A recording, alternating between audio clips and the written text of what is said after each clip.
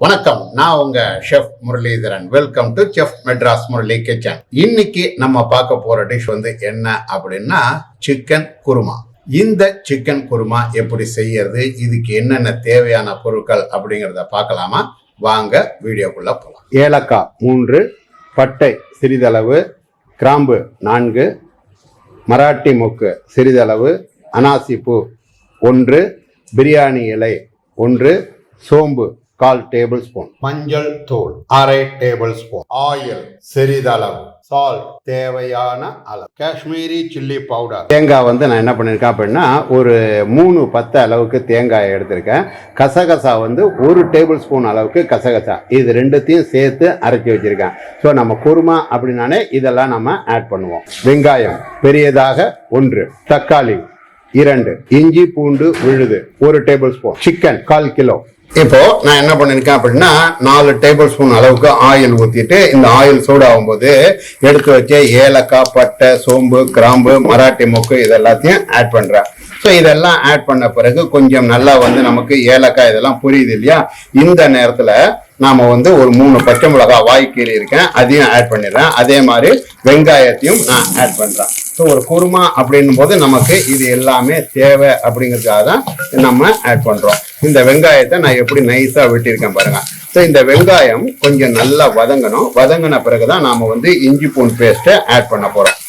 இப்போ நமக்கு வெங்காயம் நல்லா வதங்கிடுச்சு. இந்த நேரத்துல நான் என்ன பண்றேன் அப்படின்னா 1 டேபிள் ஸ்பூன் அளவுக்கு இஞ்சி பூண்டு பேஸ்ட்டை நான் ஆட் பண்றேன். ஸோ இந்த இஞ்சி பூண்டு பேஸ்ட்டை ஆட் பண்ணி கொஞ்சம் நல்லா வதங்கும் போது நீங்கள் என்ன பண்ணுங்க, அந்த பச்சை வாசனை போகணும் இல்லையா? இந்த நேரத்தில் இந்த தக்காளி வெட்டி வச்ச தக்காளியையும் ஆட் பண்ணிக்கணும். ஸோ ஒரு குருமாக்கு நம்ம கொஞ்சம் தக்காளி நல்லா நிறையா இருந்தது அப்படின்னா, அதுக்குன்னு ரொம்ப நிறையா இருக்கக்கூடாது.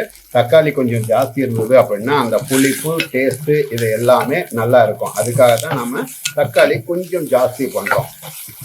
இப்போ பாருங்க, இது எல்லாம் சேர்த்தாச்சு. இது சேர்த்த பிறகு நீங்க என்ன பண்ணுங்க, இதுக்கு தேவையான அளவுக்கு, அதாவது வெங்காயம் தக்காளிக்கு தேவையான அளவுக்கு பிளஸ் குருமா இல்லையா, இதை மொத்தமாவே நம்ம என்ன பண்ணலாம் அப்படின்னா சால்ட் ஆட் பண்ணலாம். இதுலயே தான் நமக்கு சிக்கனும் வேக போகுது. இப்போ இதுக்கு தேவையான அளவுக்கு நம்ம சால்ட் ஆட் பண்ணியாச்சு. ஸோ இப்போ இந்த வெங்காயம் தக்காளி இன்னும் கொஞ்சம் நல்லா குக் ஆகட்டும், நான் உங்களுக்கு காட்டுறேன். இப்போ நமக்கு வெங்காயம் தக்காளி அப்படிங்கிறது நல்லா கொஞ்சம் வதங்க ஆரம்பிச்சிருக்கு. இந்த நேரத்தில் நான் என்ன பண்ணுறேன், 1/4 கிலோ அளவுக்கு சிக்கன் எடுத்து வச்சேன் இல்லையா, இந்த சிக்கனை இதில் ஆட் பண்ணிடுறேன். இந்த சிக்கனை இதோட சேர்ந்து நாம் நல்லா கொஞ்சம் வதக்குவோம். எதுக்காக அப்படின்னா இந்த சிக்கனும் கொஞ்சம் குக் ஆகும், அதே சமயம் வெங்காயம் தக்காளியினுடைய டேஸ்ட் அப்படிங்கிறது இதில் ஆட் ஆகும். ஏன்னா நம்ம இதில் தான் நம்ம சால்ட் ஆட் பண்ணியிருக்கோம். ஸோ அப்போது இதுக்கு கரெக்டாக இருக்கும். நம்ம எப்படி வெஜிடபிள் குருமாக்கு காய்கறி போட்டோம், என்ன பண்ணுறோம், வெங்காயம் தக்காளி போட்டுட்டு காய்கறியை போட்டு ஒரு வதக்கிட்டு தண்ணி ஊற்றுறோம். இல்லை நம்ம தண்ணியில் வேணாலும் வேக வச்ச காய்கறியை நம்ம வேணாலும் ஆட் பண்ணுறோம். ஸோ டைரெக்டாக பண்ணும்போது உங்களுக்கு அந்த காயை ஒரு வதக்கிட்டு தண்ணி ஊற்றி நல்லா கொதிக்க வச்சு அதில் நம்ம போடுறோம். ஸோ அதே மெத்தடில் தான் நாம் இப்போ இதை பண்ணுறோம். இப்போ இந்த வெங்காயம் தக்காளியோட சேர்ந்து நம்ம என்ன பண்ணலாம் அப்படின்னா கொஞ்சம் தண்ணி ஆட் பண்ணிக்கலாம். ஸோ இந்த தண்ணி நான் என்ன பண்ணுறேன் அப்படின்னா குருமா இல்லையா, நமக்கு கொஞ்சம் நல்லா நீர்க்க இருக்கணும். ஒரு சாதத்தோடையோ அல்லது ஒரு பரோட்டாவோடையோ அல்லது ஒரு சப்பாத்தியோடையோ சாப்பிட்றோம் அப்படின்னா அதுக்கு தகுந்த மாதிரி கொஞ்சம் லூஸாக இருக்கணும். இப்போ நான் என்ன பண்ணுறேன், ஒரு 2 டம்ளர் அளவுக்கு உள்ள தண்ணியை நான் இதில் ஆட் பண்ணுறேன். இப்போ பாருங்க, நான் என்ன பண்ணியிருக்கேன் அப்படின்னா தண்ணி ஊற்றிட்டோம் இல்லையா, இந்த தண்ணி ஊற்றின பிறகு இதில் தான் நான் மிளகாத்தூள், அதாவது மிளகாத்தூள் அப்படின்னா காஷ்மீர் சில்லி மிளகாத்தூள், அதை தான் ஆட் பண்ணுறேன். நமக்கு காரம் அப்படிங்கிறதுக்கு ஆல்ரெடி பச்சை மிளகாய் சேர்த்துருக்கோம். இருந்தாலும் கலர் அப்படிங்கிறது ஒரு குருமா அப்படின்னா எல்லோயிஷ் கலர் கொஞ்சம் நல்லா டார்க்காக இருக்கணும். அப்போ தான் எல்லோயிஷ்னுடைய கலரில் தான் நமக்கு நல்லா இருக்கும். இப்போ பாருங்க, நான் என்ன பண்ணுறேன், மஞ்சத்தூள் ஒரு 1/4 டேபிள் ஸ்பூன் அளவுக்கு மஞ்சத்தூளும் ஆட் பண்ணுறேன். இது எல்லாம் சேர்ந்து ஆட் ஆன பிறகு நல்லா கொதிக்கட்டும், உங்களுக்கு நான் காட்டுறேன். இப்போ பாருங்க, நமக்கு நல்லா வெங்காயம் தக்காளி எல்லாமே வெந்துருச்சு, சிக்கனும் சேர்ந்து வெந்துருச்சு.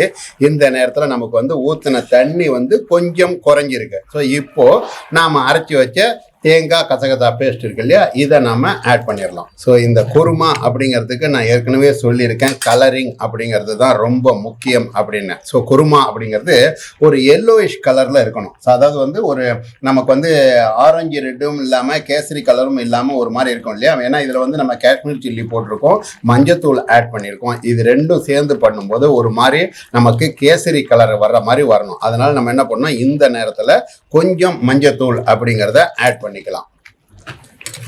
இப்போ பாருங்க, நமக்கு வந்து எப்படி அழகா அந்த கலர் அப்படிங்கிறது சூப்பரா வருது பாருங்க.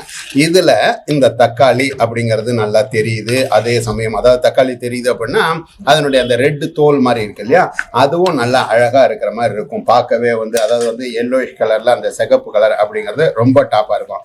இது நல்லா இன்னும் கொஞ்சம் கொதிக்கட்டும் காட்டுறோம். இப்போ பாருங்க, நமக்கு வந்து வெங்காயம் தக்காளி எல்லாம் ஆட் பண்ணி தேங்காய் பேஸ்ட்டும் ஆட் பண்ண பிறகு கொஞ்சம் நல்லா கொதிச்சிருச்சு. நான் சொன்னேன் பார்த்தீங்களா, அந்த கலர் அப்படிங்கிறது வந்திருக்கு பாருங்க, எப்படி டாப்பா இருக்கு அப்படின்னு. இப்போ இந்த குருமா ரெடி ஆயிடுச்சு. இதுக்கு மேல நாம வந்து கார்னிஷா என்ன பண்ணலாம் அப்படின்னா, ஒரு டேபிள் ஸ்பூன் அளவுக்கு நெய் கொஞ்சம் ஊத்திக்கலாம், கொத்தமல்லி புதினாவை ஆட் பண்ணலாம். இப்போ ஒவ்வொன்றா பண்றதையும் உங்களுக்கு நான் காட்டுறேன். இப்போ பாருங்க, நான் வந்து என்ன பண்றேன், புதினா கொத்தமல்லி கொஞ்சம் கொஞ்சம் ஆட் பண்றேன். இப்போ நெய் வந்து ஆட் பண்ண போறேன். இதுல மேலாக நாம வந்து ஒரு டேபிள் ஸ்பூன் அளவுக்கு நெய்யையும் ஆட் பண்ணியாச்சு. இப்போ இது ரெடி ஆயிடுச்சு, டிஸ்பிளே காட்டுறேன் பாருங்க. இப்போ பாருங்க, நமக்கு வந்து சிக்கன் குருமா வந்து ரெடி ஆயிடுச்சு. நான் வந்து ஆல்ரெடி எப்படி இருக்கு பாருங்க. இது வந்து பரோட்டாக்கோ அல்லது வந்து நமக்கு சாதத்தோடையோ எப்படி வேணாலும் நம்ம இந்த குருமாவை சேர்த்து சாப்பிடலாம். ஸோ இதுல வந்து கொஞ்சம் வந்து நமக்கு வந்து லூஸ்னஸ் இருக்கணும். இப்போ அது எப்படி இருக்கு பார்த்தீங்களா. இப்போ நான் கரண்டியில ஊத்துற பாருங்க, ஜூசியாவும் இருக்கிற மாதிரி இருக்கணும், அதே சமயம் பீஸும் தெரியற மாதிரி இருக்கணும்.